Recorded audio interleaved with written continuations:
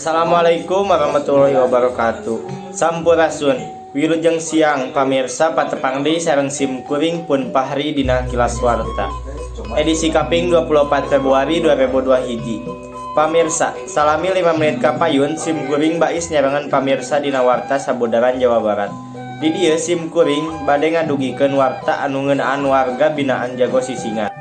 Warga binaan di lapas kelas 2A Subang mibanda kaparagieun dina mintonkeun seni sisingan. Cenah eta kaparigieun teh hasil tina latihan di jero lapas.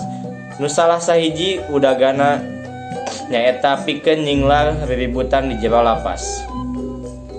Nu maher milu midang dina seni sisingan di Subang horea melain wae seniman atawa ahli seni tradisional bae. Pangeusi lapas kelas 2A Subang oge tetela maher milu midang dina seni sisingan. Cara anu dipidangkeun anyar-anyar ieu harita warga binaan lapas nu kajiret ku rupa-rupa pasualan hukum teh mintonkeun kabiasana dina pidangan sisingan. Maranehna milu rerengkenekan luyu jeung wirahma waditya nu mirigna. Tabehan khas Sunda kituna teh bari teh cicing metakeun atraksi dina rupa-rupa gerak.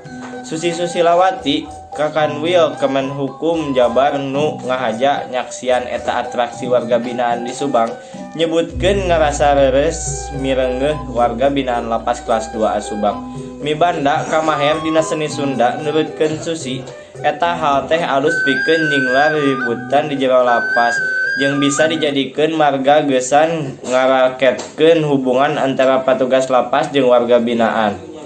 Eta hal oge bakal gede mangpaatna upama warga binaan geus kaluar ti jero lapas. Mung sakitu nu tiasa dipihatur kirang langkungna dihapunten. Wassalamualaikum warahmatullahi wabarakatuh.